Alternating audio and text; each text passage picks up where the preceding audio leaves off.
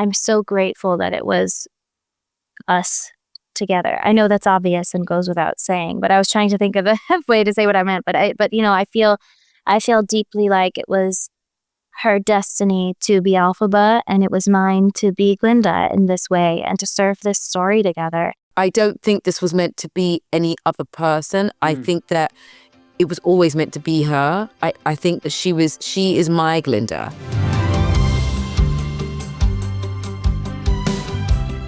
Welcome back to Wicked, the official podcast, your all-access pass into Oz.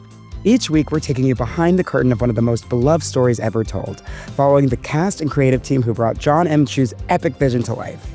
It's me, your trusted host, Chris Murphy. I'm a staff writer at Vanity Fair, and I'll continue to be your guide on this epic journey full of fate, magic, and friendship. Today, we're stepping back into Wicked for Good, diving into the second half of the story where Elphaba and Glinda face moments that reshape them both. You're the only friend I ever had. Think of what we could do together.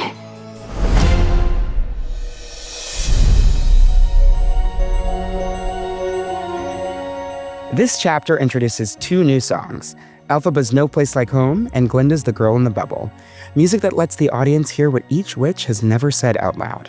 We'll hear from the creative minds behind those moments and from Cynthia, Erivo, and Ariana Grande as they take us through the emotional truth of Wicked for Good, loneliness, reunion, heartbreak, and the bond that carries them to the unforgettable final number. From here on out, spoilers abound, so if you haven't seen the film, maybe save this episode for later. Here's director Jon M. Chu. It's one of the moments that we knew Elphaba was missing in her story, actually. Like, okay, you got to see her as this superhero strong person. You got to see what she wants to do by freeing the animals and telling the truth to Oz in the opening number, Every Day More Wicked. She gets to explain some of that to us. But we don't get to see the questions in her mind because she's not allowed to show that. But again, in a musical, you get that opportunity. And Stephen Schwartz was like, I know a song that I want to do that I've always wanted for her. This idea of there's no place like home, and what is home? And what constitute as home? And not the cliche thing as home where is wherever you are, but like what happens when the reality is your home is here. It's a physical place. Yeah. This is my community. And you realize that your community doesn't even want you there. The reveal that the road was never even meant for you. The thing you believed in since you were a child, looking at the pictures and you bought in and realized you're not supposed to read those books. Like, someone who has to reset their dreams and their hopes and then reassess home is like, why do I love this place then? And why do I stay and fight for it? Or do I surrender and leave? It's the critical question of the movie anyway. And how do we find a solution when everybody disagrees? And so it spoke very deeply on her words, especially in the beginning. Why do I love this place that never loved me? It is a question we all have to come up with our own answer for. And through the movie, we get to watch her do that. Why should a land have so much meaning when dark times befall it?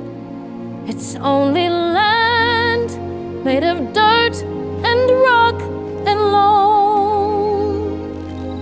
It's just a place that's familiar. And home's just what we call it. But there's no place like home. The very first line is, why do I love this place that's never loved me? And it's also a place that is falling apart, falling on hard times, giving up willfully what makes it special. And, I won't draw parallels to our current events, but let's just say, that doesn't only happen in Oz. This is executive producer, composer, and lyricist Stephen Schwartz, and later, executive music producer Stephen Oremus. Winnie and I felt that how the movie ends for the character of Elphaba and the choice that she makes could be better set up. We could understand the cost of that choice and what it really means to her emotionally to make a choice like that. Yeah. By understanding what it is she is giving up. And so that's part of what No Place Like Home is doing. I would love to know too, in terms of like coming up with a new, I mean, did it feel like you're dusting off like ancient scripts? No, people have asked me that, and it didn't feel that way at all. It was so easy to be back in that world musically and just be able to feel, well, if this is the moment in the story that now needs to be musicalized within the world of Oz music, how does that sound? It didn't in any way feel like I was retrograde or, oh, I've gone so much past that in my life or psyche. It just felt like I knew how to be in what Oz meant to me and use that to do these two storytelling moments. I think it's important to note too, Chris, that like, as Stephen said, like they are storytelling moments and they're very important to the story. Yes. These were not just like, let's shoehorn a couple of songs in here to make something new. In fact, as you'll note, the first film, there was no new actual song other than a couple little moments. But, it really was important because the edict all along from Mark Platt and John Chu was it all needs to be additive. Everything needs to contribute to how we tell the story and how we develop these characters and how we enrich the world. As the song evolved, Cynthia Erivo had to find her way into it, even before the world around her existed. Here's Cynthia.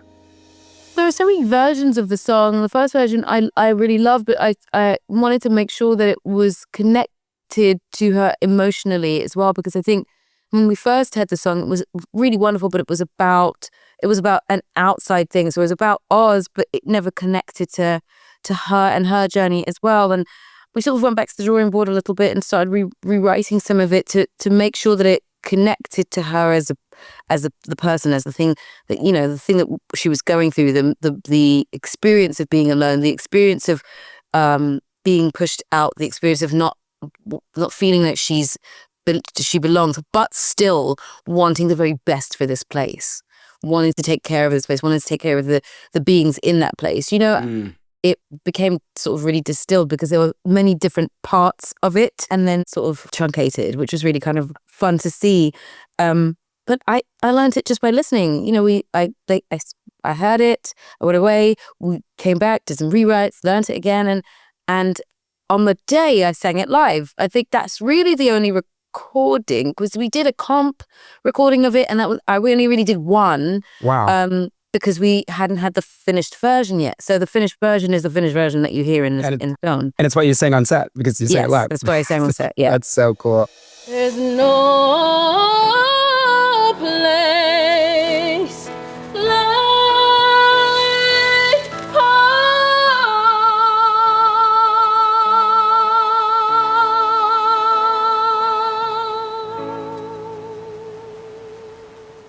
Okay, we got to talk about the filming of it too, because as you said, there's no one there. There's no one there. Because we had wonderful performing artists, but we certainly didn't have, when I turn and look at the birds, all I had was, and now look at the birds, they're in the trees. Okay. And now look at the muskrats, they're running right past you. Okay. And now there's a snow leopard that moves over here. And there's a bug that's going to be on your fingers. And I have to do the imagining. Otherwise, it was just I think I had three bodies there. The wonderful artist who played Delta Bear, Robin, who I think played like a flamingo or something, and then there was another wonderful artist who played the lion, and that's it. And then a big yellow road in front of me, and dirt, and so the rest was me having to imagine and move around, like get out the way because people are running, the animals are coming past me, all of that. Mm-hmm. You only can imagine those things. And so a lot of that was my experience. Like I can only imagine what's there, and I can be told where to look. And as long as I have the image in my head, I can then invest on what I'm seeing, and make them there. Let them be there. Yeah. When you're watching it, I know you've seen the film. Like, was it so cool to be like, oh wow, to see it? Oh, there's a bird. We're going to take a short break, and when we come back, we'll turn to Glinda's new song, The Girl in the Bubble. And later, Cynthia and Ariana take us deeper into their stories, from separation to reunion, and the choices that lead them to for good.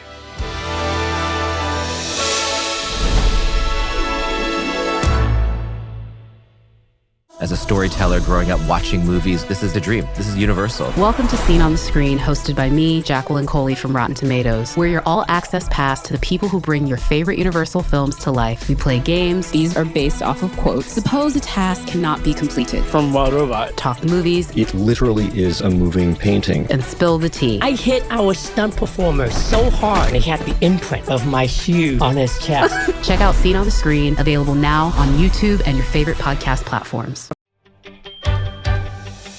Welcome back. Outside of Thank Goodness and her reprise of I'm Not That Girl, we don't really hear much about Glinda's inner world in the Wicked stage show. But in Wicked for Good, that changes.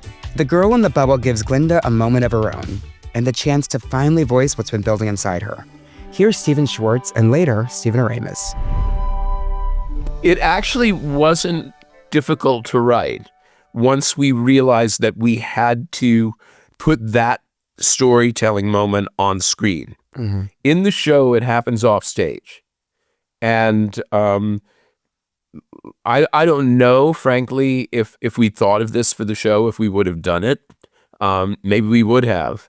But also part of what inspired it was that she's really in a bubble in the movie. You know, whereas she's, on stage, obviously, it's going to be a little stage contraption. But here in the movie, she's flying around in this bubble, and therefore she's insulated from the world. And that's what she has done to her life. And finally, she can't do it anymore. She can't live with herself anymore. And that's such an important transitional moment because it's the moment where she changes for good, if you will. And then all the actions she takes after that have to do with having come to this decision. So it had to be told in the story, and I don't know, it seemed obvious to me that it should be called The Girl in the Bubble. And then once that title was there, the rest of the song sort of unfolded. I will say that I still don't know how John Chu achieved what he did in this. I don't know how that got. There's like such cinematic magic. It's so beautiful the way that he captures it. And it's just it is so beautifully sung and arranged and performed. Stephen Oremus, can you talk to me a little bit about shaping it? We really just sat down at the piano and started getting into it. And she just found so many layers in this character, in this beautiful vocal performance, the emotional world of Glinda there, and the gorgeousness of of what she's able to do. Like, it's just so extraordinary because, as you were saying, it's like it starts in this quiet, whispery place. It goes to this beltier place. It goes to she shows you every color of the character and of the voice, and which is. And it's always so emotional. She's been such beautiful stories to sing her to sleep, full of magic and glory and love. She's the girl in the bubble, the bright shiny bubble, blissfully floating.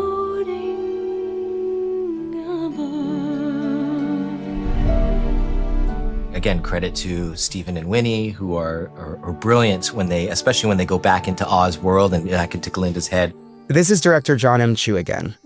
It was a moment we knew emotionally we had to figure out when was the moment that her brain breaks. Like, we do that with almost every character at some point. It's like Pleasantville, like everyone wakes up. And she had some moments of wake up, but she never fully woken up.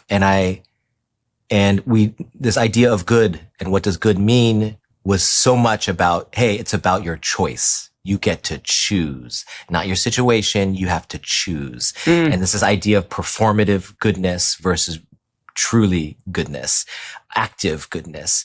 And so at this moment where she sees the Tin Man and the witch hunters chanting about death and melting her friend, how far it's gotten. I mean, with, pitchforks and torches. And I love this moment where Bach looks up at her. He was there to like declare his love for her. But because he has love from this mob of hate, because the only thing that brings more community together than love is hate, actually quicker and faster.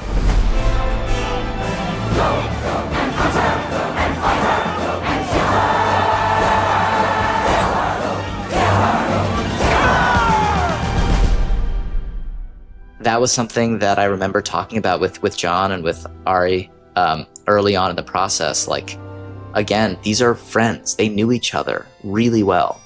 Here's Ethan Slater, our Bach. They care about each other. Does she recognize that this is him? I don't know. But when they're able to look in each other's eyes in this moment, it's like a connective tissue thing. Wow. I'm really proud of that because the hate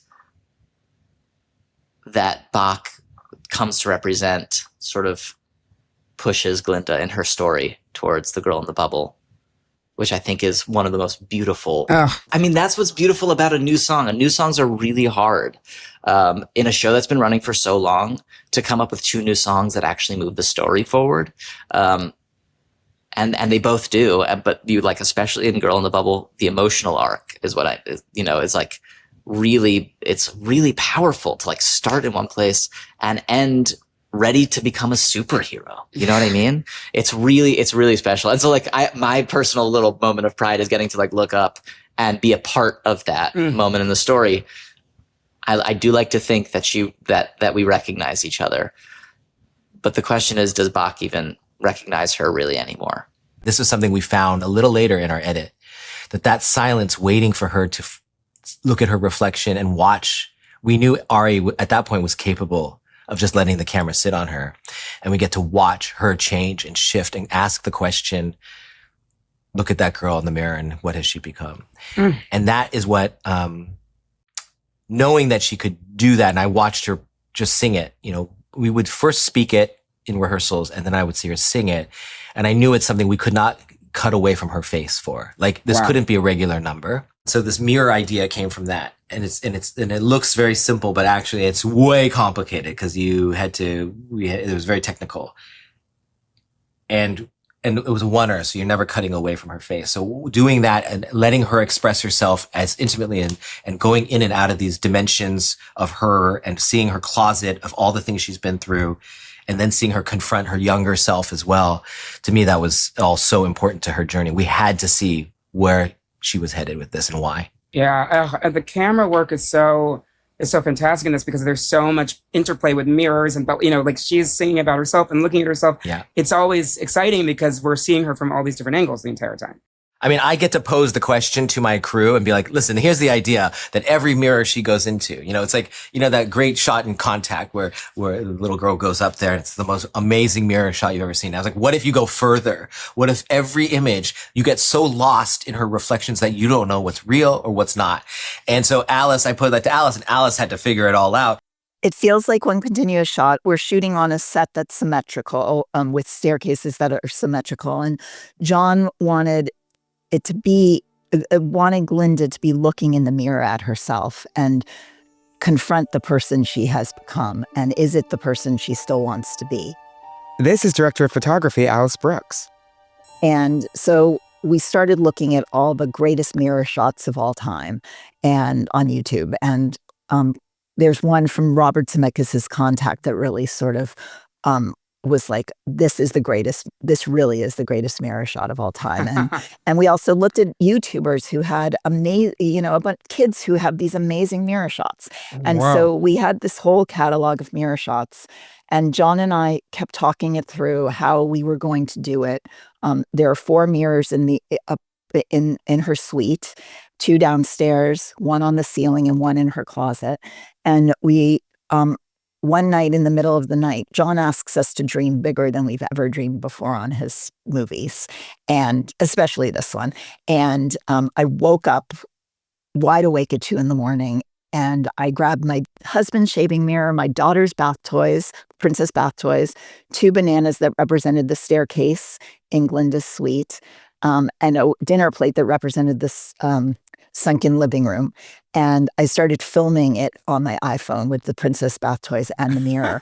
I did a series of stills of how we could go in the mirror and where we could transition. Oh my God. And then I went into our production meeting the next morning and we discussed it, and I brought in my toys and we all played and figured it out together. I mean, it took every person's brain power to make it work. We have a wall. The wall set's 45 feet tall.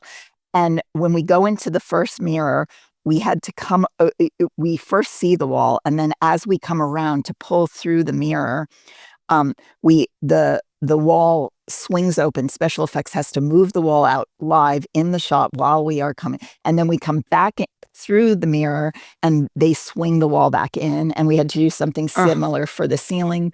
Every department played a huge hand in that number. Wow, that's so cool and crazy. And that is movie magic. That's literally the definition of movie magic. It is. Beautiful girl with a beautiful life. Such a beautiful life built of lies.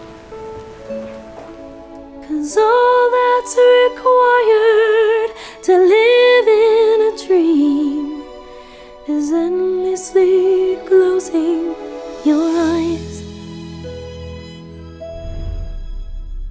I would love to know, you're a Wicked super fan. We were cut from the same cloth. You knew every song going into this, and then you're given this new song. How do you learn it? What is that experience like? Just because it's so beautiful.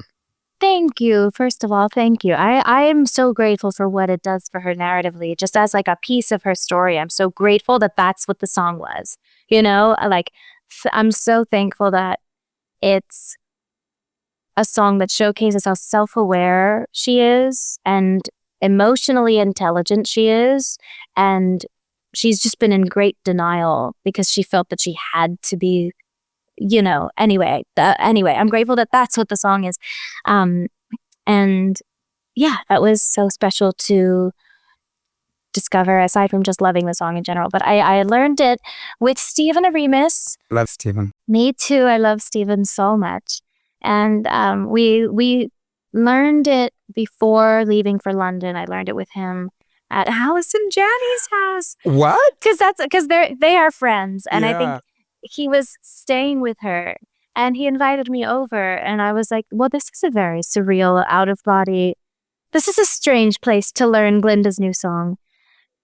But it was lovely, and she was so kind to have me, and Stephen and I were just plucking away at the piano in her living room, and yeah, it was a very special thing. And I just took home my little voice notes and studied and practiced, and it feels very natural, that top line, that melody, but it's very specific too. So it took some getting used to, and it's you're originating a Stephen Schwartz song that is just such tremendous pressure, and what a beautiful honor. It's amazing. And the thing about Glinda that I think that I love and that I know we've talked about before is that Glinda has to use sort of like every part of her voice, every register. Yes, I was gonna say I love that. I think my favorite thing sonically about it is that you do get to hear all of her different tones. In the second movie, vocally, you hear a couple of different placements. Like in Thank Goodness, it's a kind of a different tone vocally. Mm-hmm. I think any sort of moment where the mask is starting to drop, I want it to sound different. And like the first verse of Thank Goodness is very bright and bubbly and like, oh, what a celebration, da-dee-da-da. It's very bubbly, and and then the second one, it's like, it's not as pingy and bright, and it's a little more honest, and it's a little more relaxed and, performative, less performative. And in Girl in the Bubble, it's the first moment where she's alone, really. Yeah. In her room, having her safe, private, having her privacy with her thoughts, and all those different vocal placements come out at once, because they're all authentic parts of who she is, but they all dance around in that song in a really interesting way, and it's so cool to hear them all in the same song. After the break, Cynthia Erivo and Ariana Grande guide us through the film's most emotional turns, from isolation to reunion, that unforgettable fight, and the goodbye that carries us to for good.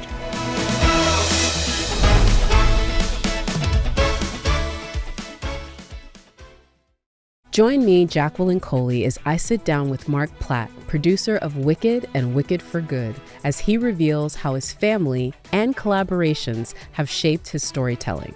Plus, how Wicked for Good delivers the satisfying finale fans have been waiting for. Listen now to Seen on the Screen wherever you get your podcasts. Welcome back. As Wicked for Good begins, Elphaba and Glinda are farther apart than ever, emotionally and literally. The world has shifted and so have they.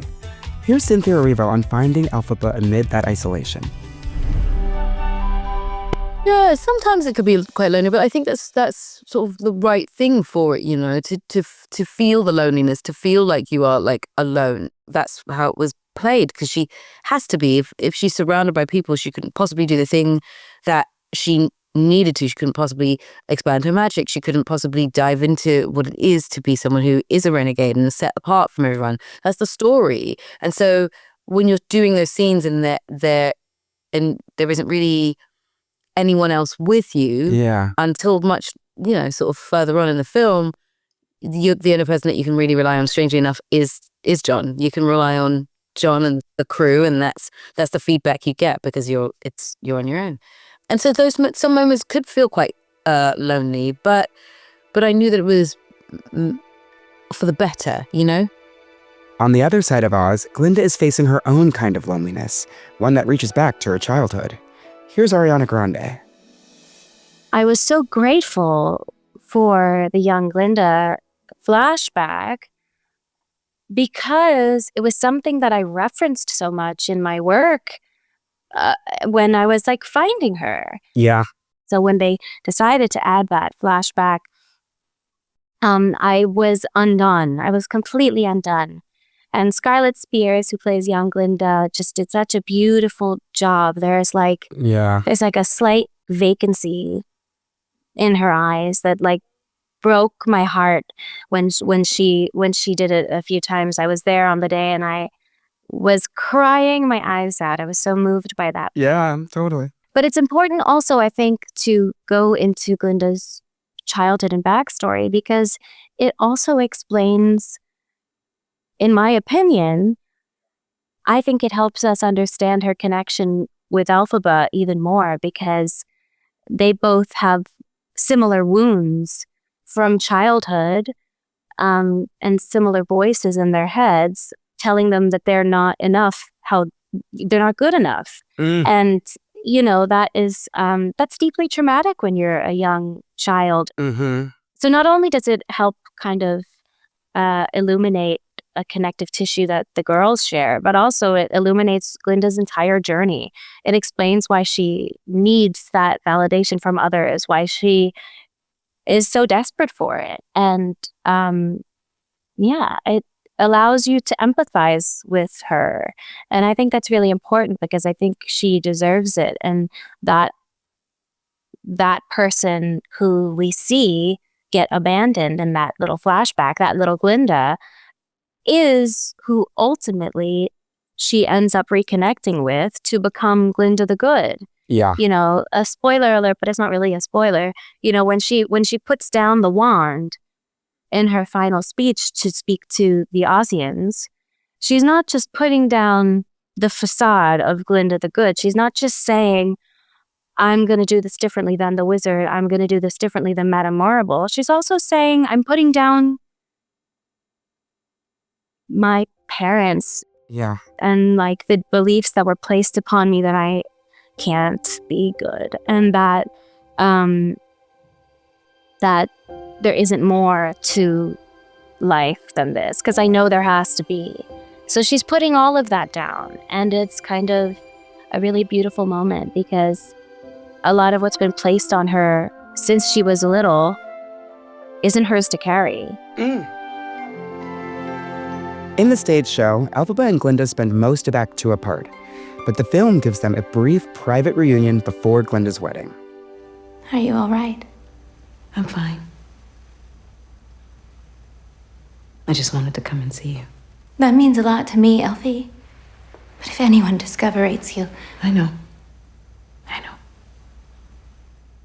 It feels like such an earned deep breath when the girls finally get to see each other again in the second film. It's like you feel that distance for just the perfect amount of time. And again, that's just a testament to Jon's incredible instincts. But when they finally reunite, it just feels like a beautiful moment of two people who love each other very much checking in. And immediately Glinda's like, let's get to business. Let's turn this ship around. I love that scene so much. I really think it's such a lovely scene because I realized that in the first film, a lot of things happen to Elphaba. So people do things to or tell her what to do until she sort of like decides to let that go. And this is the first time within their relationship where she is sort of calling the shots. You never saw me. I was never here. Do you understand? No, I can't bear this anymore. I'm taking you to see the wizard. Absolutely not. Yes. No! This is between the wizard and I. I understand, but you have to trust me. I know how to talk to him, and maybe I could help work something out. I love the simplicity in that. That it really is just, I've missed you and I wanted to say hello and now I have to leave. And you never saw me, you know? But in true Glinda form, she can't let that be. And so she comes to find her. And it's such a sort of testament to who they are as characters. One has like a finality of things because she understands the danger that this could bring, and the other is like, I can't let this person go, and I want to make sure that how do we keep connected? And in her head, it's to try and get back in the good graces of the wizard and find out how we can work together. And that just, we know that doesn't work. And I think what's so lovely is that Elphaba entertains the idea. She does. She really considers it. She considers it. And then is sort of like disappointed when actually deep down she knows it's not going to work, and then discovers, okay, this is not it. And I think that really is like the descent into like Wicked Witch space. A lot shifts after that moment, loyalties and truths. When Elphaba and Glinda finally face each other again, they interact in a very different way. A physical fight. The rehearsal process was hilarious because obviously we knew that Wise would be involved. So when we were doing it, we'd sort of figure out how and where the stop places were. But we like, what is their fighting style? I think Elphaba's been doing it for such a long time. Glinda hasn't necessarily had to do it at all. And so they both come at it very, very differently. We have our emblems, our broom and our wand, and those things are the things that, you know, come into play. First of all, she flies and it sort of annoys Glinda because that's not what she does.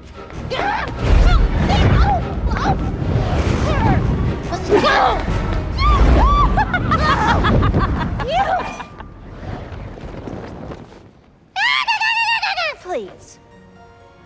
Where'd you get that? And then we get down to brass tacks and everything gets thrown and it's just fisticuffs. Go! Are you crazy? Come on, let's go, Greenie! Use your hands! I think it's that moment of levity that we all kind of need. Yeah. Which I loved doing. I loved learning that fight. I gotta ask, you and Ariana, you slap each other one after the other. I was like, oh, it was amazing. It was it's so great. How do you rehearse that? Like, how did that, yeah. Oh, you just need to know what your mark is. You have to make sure that you're not no one should get hurt. No one's face was slapped in the making of this film. He loves me. Oh my.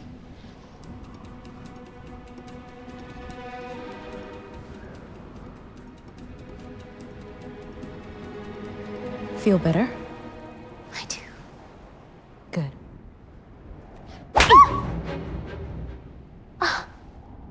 Me too. You have to make sure it looks real and you're close enough and you trust the other person won't hurt you, and that's kind of, you go at it. And we rehearsed it because it wanted to feel shocking, you know, so it's all about like timing and meaning it, and so the intention behind each of the slaps was sort of like right for what they were trying to to share. And actually, I love the conversation that's had around it before. Yes, they slap each other, but I think it's that both of them have to sort of say the things that they haven't said out loud and have wanted to say out loud, but they have sort of stopped themselves from saying it, you know? It was fun. I just remember being like, hit me. Yeah. I don't care. Like, I want it to feel and look real. I was like, don't be afraid of actually hitting me. Like, if you make contact, great. The more, the better. Like, let's go. Yeah. And let's just sell it and let these women have it out. And that's my favorite thing. I love that scene so much. I love the comedic elements, of course, but I also love how many different times her, Fiyero, Glinda, the three of them have a chance to turn each other in or really hurt each other, and none of them take that opportunity. It is the true example of their understanding and love for one another. You know, even Fiyero, Glinda's broken by him in this moment, but she's able to see him and not just how he's hurt her. She's able to actually see him and not want him to be murdered or get hurt or, you know, she understands he just loves her. And she understands that she just loves him. And she knows them both well enough to know why he stayed with her that long. With Glinda. You know, she knows that Fiyero has a similar trauma history with self-abandonment for the sake of pleasing others. And they share that. So, of course, she's broken. Of course, there's a part of her that wants to be more angry than she is loving them still.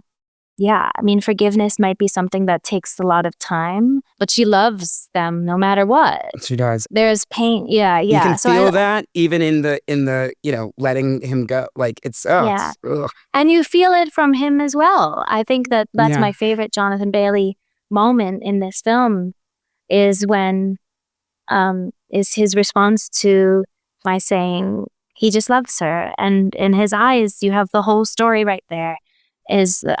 You know, like they're validated by that look he gives me.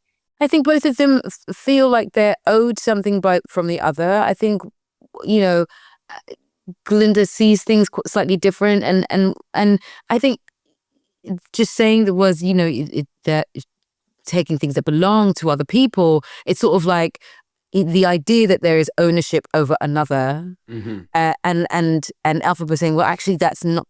No one belongs to anyone. And you know, sort of saying, like, sharing the idea that she knows that other people, and she knows that Glinda specifically could never imagine someone like a Fiyero would ever see anything in someone like her, and that difficult thing of having to admit something like that, it's just tough. And to know, and the disappointment that brings for the both of them to know that sort of like the worst side of them comes out in this moment. That moment lands differently for everyone involved, including Fiyero. Here's Jonathan Bailey. The beauty of Fiyero is that he's drawn to Elphaba, and I think it's that thing about like what's pretty and what's beautiful. And I think Elphaba is both pretty but beautiful because of her sense of identity and you know, her.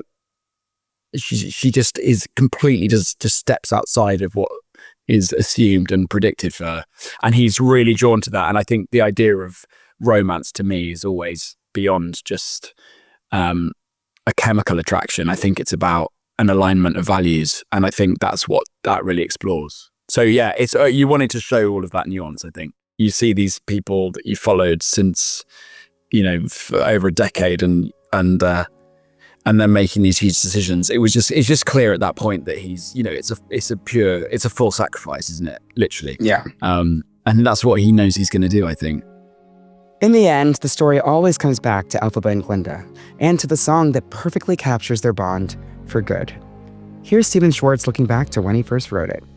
it took me a long time to, when we were working on the show, to have the courage to write the song, because I knew it was the heart of the show. And if we didn't get it right, it didn't really matter what else we did in the show, if you know what I mean. Yes, literally. And then when I finally felt ready to do it, as I frequently do, I called my collaborator, in this case, Winnie Holtzman. And we were just talking about the moment and what is actually happening here. And it was Winnie who said, in passing, she said, well, you know, they've had such an impact on each other. Really, they've changed each other for good. And she started to go on. And I was like, stop. That's it. Yeah. That's going to be it. That is the title. And as often happens for me, once I can find what the title of the song is, it helps me, it sort of defines the song. So once Winnie had said that phrase, for good, which has that wonderful reverberation of meaning both literally for the better, but also permanently, then the song revealed itself. The other thing I did with the song, and again, I've told this story before, is that after I had that conversation with Winnie and I was going to get started on the song, my daughter Jessica was up visiting, and she has a friend that's been in her life for years. They knew each other in childhood. They had a fight at one point when they weren't speaking. Then, and this whole thing. And her friend is named Sarah. And I went to Jess with my little yellow pad, and I said, I want you to imagine that you are never going to see Sarah again except one time. And this is your chance to tell her what she has meant to you. What would you say? And Jess just started talking, and I wrote things down. And she was the one who said, I think people come into our lives for a reason. And, Incredible. So I think one of the reasons that the song reverberates for people so truthfully is that part of it was the description of a true relationship. Who can say if I've been changed for the better? I do believe I have been changed for the better. How do you sing that without crying, one? And then I hear that you had to go back and do you. I guess that's a good. You don't sing it without crying. You Oh. don't. I don't think we ever made it through a take without being in tears. Oh my God.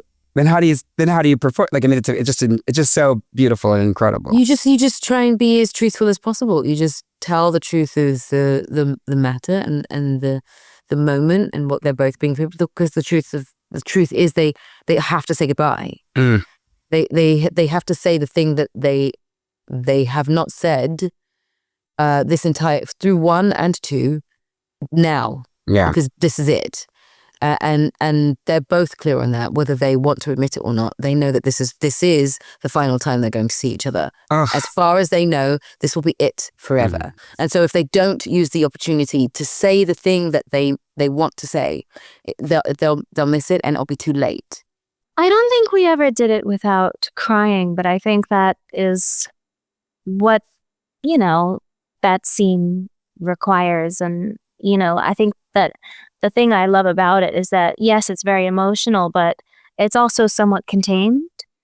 Like, it just feels like a conversation where they're both trying to tell each other, I'm grateful for you and I love you. And it really felt surreal and just very honest. And I was I love Jon so much because I just think that it was such a beautiful choice to just sit on the performances as if it's a conversation and not kind of do anything too fancy, but just spend this time with these women who are having this moment.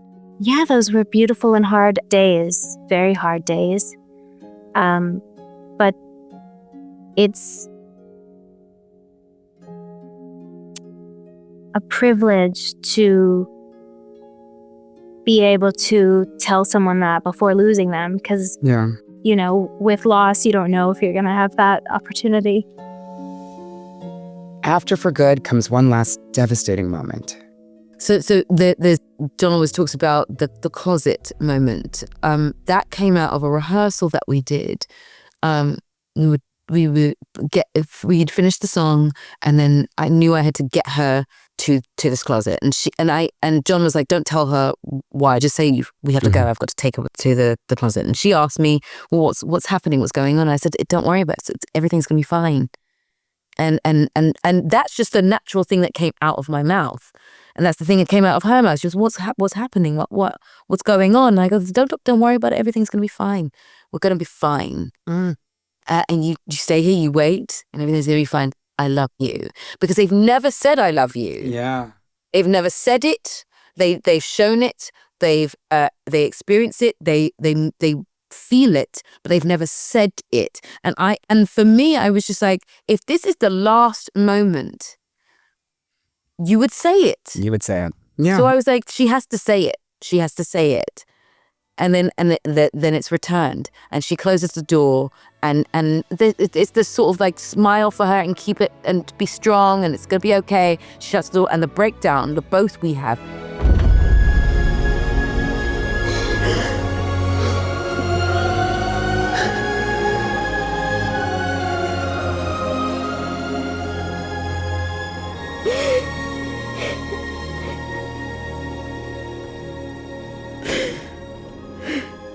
Neither one of us knew that was happening on the other side of the door. We can't see each other. That's a door that is closed on her, and we're blind. You're blind. I don't know I didn't know that she did that. We both did it at the same time, and he basically caught so that he could film it for real. He had a camera shooting in profile for us. Yeah. So he shoots this, he shoots that, and then when we shot the door closing, he shot it in profile. So he could see both of us, but we couldn't see each other.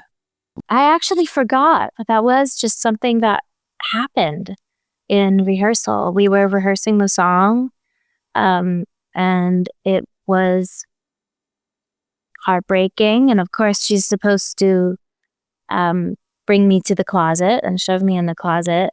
But it was like this natural thing where neither one of us wanted her to close the door.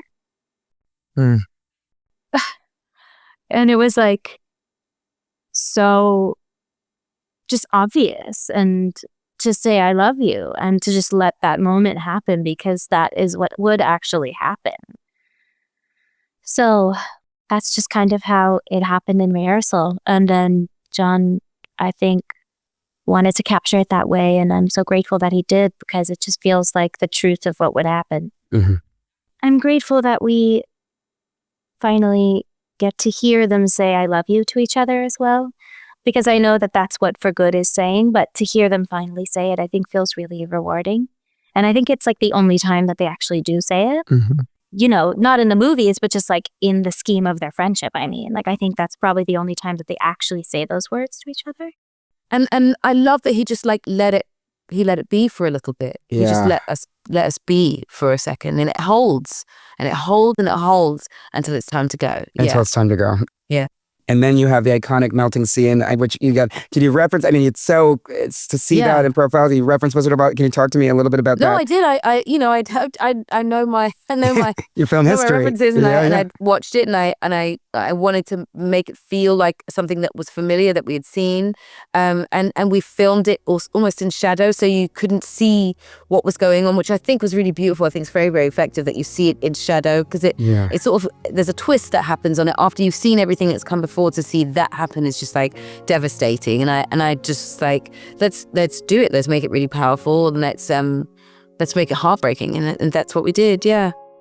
Beyond the story itself, there's the cosmic connection formed between Cynthia and Ariana. Because I knew you, I have been changed. For good.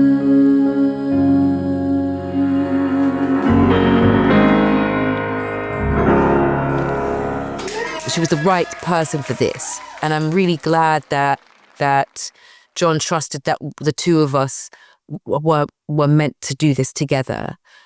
because we didn't test together. We didn't do a chemistry read together. We didn't know until we knew, you know? And so I think that there's something really special about that discovery when you have no prior knowledge of how each other is. You know who we are, we know who we are, but who are we when we're working together? Yeah. And it just so happened that he picked well because we work well together. I think that it was always meant to be her. I think that she is my Glinda.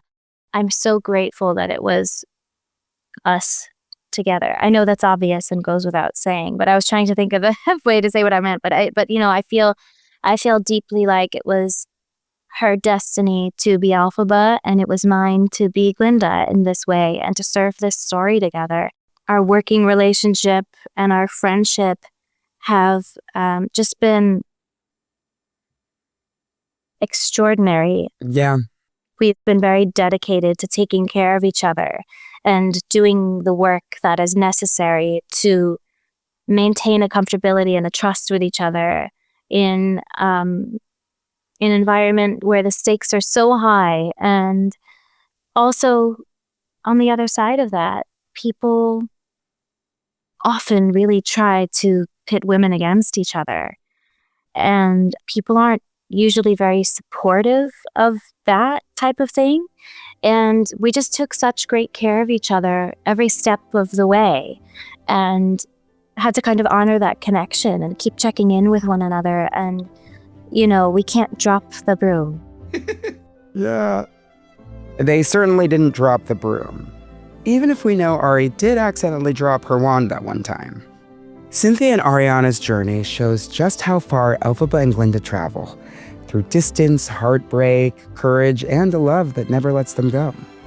Next week, we turn to the artisans who built Oz, and to all the details that make this world feel real. And if for some reason you haven't seen Wicked for Good yet, what are you doing listening to this podcast? Get to a theater. It's in theaters now.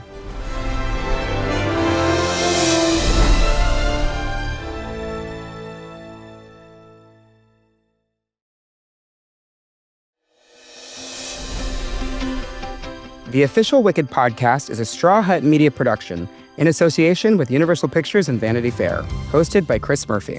Video, soundtrack, and music from Wicked and Wicked for Good, courtesy of Universal Pictures. Produced and edited by Maggie Bowles, Ryan Tillotson, and Madison Cross. Mixing, sound design, and video editing by Silvana Alcala. Additional graphics by Ali Ahmed and Anna Claire Munoz. Production assistant Ashley Kane. With special thanks to our partners at Universal Pictures: Nicole Quenqua, Jennifer Chamberlain, Holly Vanderboord, Dean Smith, Madeline Marfis, Madison Fishman, Samantha Duarte, Katie Malley, Abby Holmes, Nikki Walsh, Marissa Mahoney, Allie Grove, and Vanessa Nakara.